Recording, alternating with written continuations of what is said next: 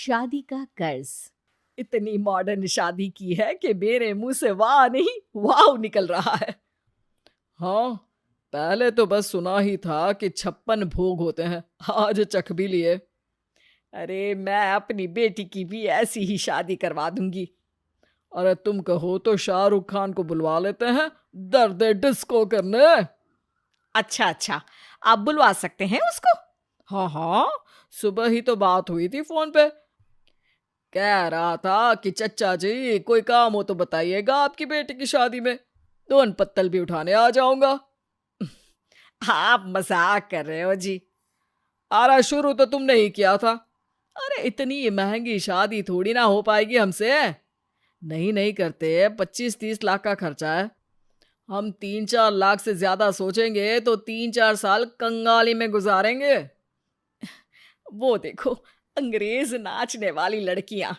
अरे उनको cheer leader बुलाते हैं। पता नहीं इन्हें शादी में क्यों बुलाया है। ये तो क्रिकेट मैच में आती है। पैसा हो तो आदमी कुछ भी कर सकता है। अम्मा उस दिन उस महंगी शादी से तो निकल जाती हैं, पर वो शादी उनसे नहीं निकलती। जल्दी उनकी बेटी दीपा की शादी का मुहूर्त भी आ जाता है। अम्मा, कौन सा गार्डन बुक करेंगी शादी के लिए? गार्डन? अरे गार्डन तो पौधों की जगह है। हम तो 5 सितारा होटल से शादी करेंगे। पर इतने पैसे कहाँ से आएंगे? अरे तू ये पूछ कि लहंगा कहाँ से आएगा, मेकअप वाली कहाँ से आएगी, फोटो वाले कहाँ से आएंगे, पैसे कहाँ से आएंगे ये हमारी चिंता है बेटा। इसके बाद अम्मा अपने मायके जाके अपने बड़े भाई से 5 लाख का कर्ज मांग लेती है और शादी के बाद लौटाने की बात करती है। पैसे तो दे दूंगा बहन, पर वक्त पर दे देना, वरना मेरा बड़ा बेटा थोड़ा बेसब्र है।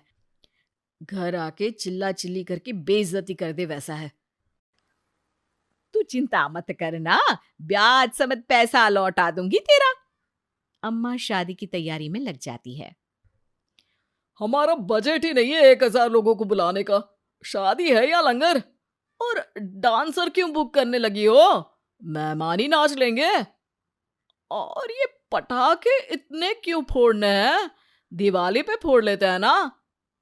सुनो जी, एक ही बेटी है हमारी, कोई कमी नहीं रखूंगी यहाँ। अरे कमी तो शादी के बाद दिखेगी, पैसों की, हमारे घर में।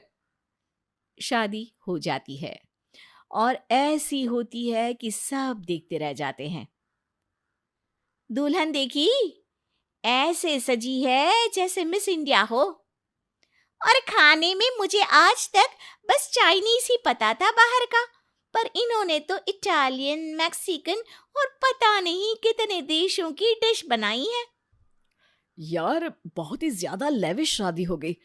तुम्हारे पेरेंट्स के पास खजाना गड़ा रखा था क्या कहीं? एक ही बेटी हूँ तो कर दिया सब। हाँ, पापा की परी हो ना तुम। वैसे आज लग भी रही हो परी। ठीक है परे। शादी के बाद दुल्हन की विदाई हो जाती है। देखा, कितनी तारीफ हुई हमारी आज। हाँ, तारीफ की खुशी तो है, पर बेटी के बिना घर सूना हो जाता है। हाँ, बात तो सही कह रहे हो आप, पर क्या डांसर नाची है और खाना कितना अच्छा था जी। सब दूल्हे दुल्हन से ज्यादा खाने की प्रशंसा कर रहे थे। तो ये कोई अच्छी बात थोड़ी ना है। तुम अच्छाई बुराई ही देखते रहना, अब मैं चैन से मर सकती हूँ। क्या शादी करवाई है मैंने अपनी बेटी की।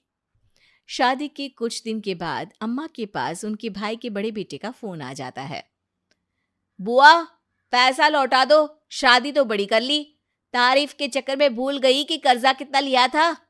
अरे बेटा, अभी तो शादी की थकान ही उतरी है, 1 महीने और रुक जा, पैसे भी दे दूंगी। तू तो अपना वाला है ना।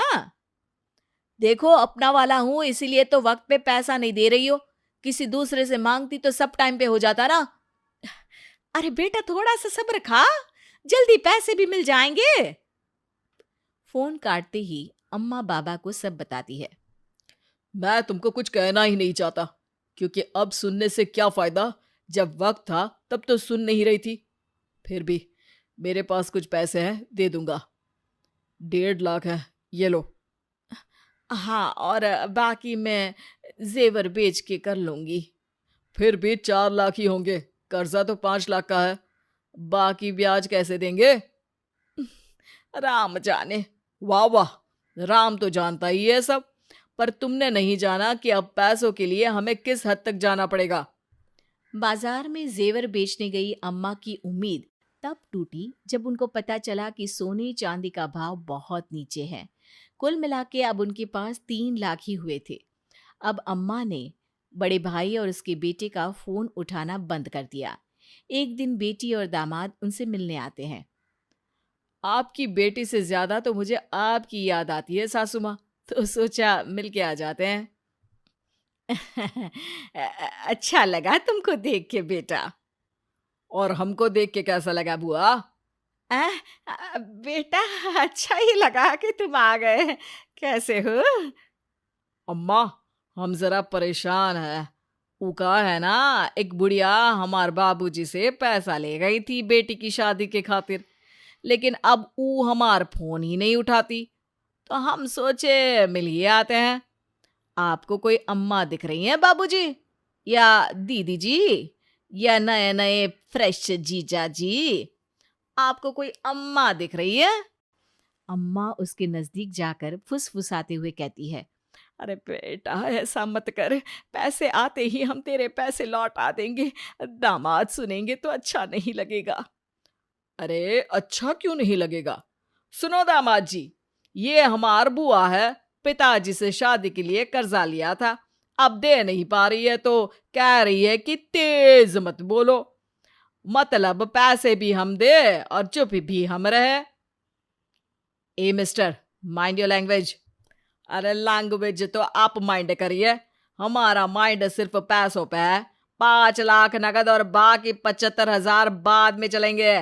पैसे तो लेके जाऊंगा, वरना शादी में जो तारीफ हुई है ना परिवार की, उसको बदनाम करने में ज्यादा वक्त नहीं लगेगा मुझे।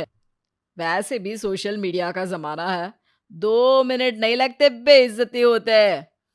सुनो, ये चेक साइन कर रहा हूं, कल बैंक में लगाकर पैसे ले लेना, और आज के बाद अपना चेहरा मत दिखाना।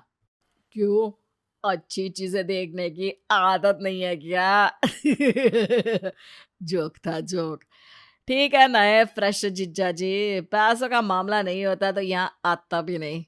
पर जाते जाते एक बात कहूंगा, बुआ, औकात नहीं थी तो इतनी बड़ी शादी नहीं करवानी थी ना। मूंगफली में दाना नहीं तो फोकट पैसा उड़ाना नहीं। और इतना कहकर वो वहां से चला जाता है। तो मेरे भाई का बेटा, पर थोड़ा बोलने का सलीका नहीं है। पर बात तो उसने सही कही है ना सासू माँ, जब आपकी हालत नहीं थी तो क्यों पैसे उड़ाने थे आपको? बाबा, आपको तो ध्यान रखना था। अरे इनकी कोई गलती नहीं है जमाई राजा, बस मैं लोगों को खुश करने के चक्कर में अपने परिवार को दुख दे बैठी। मुझसे गलती हो गई। तुम्हारा बहुत धन्यवाद बेटा, जो तुमने हमारी मदद करी। आज मैं बहुत खुश हूं कि मेरी बेटी दीपा की सही लड़के से शादी हुई है। इनको तो अच्छा दामाद मिल गया था जिसने सारा कर्ज चुका दिया, पर सबको नहीं मिलता। कई लोग शादी के बाद कर्ज ही अदा करते रहते हैं। इस घटना के बाद अम्मा को समझ में आ गया कि शादी में खर्चे करने से अच्छा है कि अपने बेटे या बेटी के भविष्य के लिए पैसा दे दे।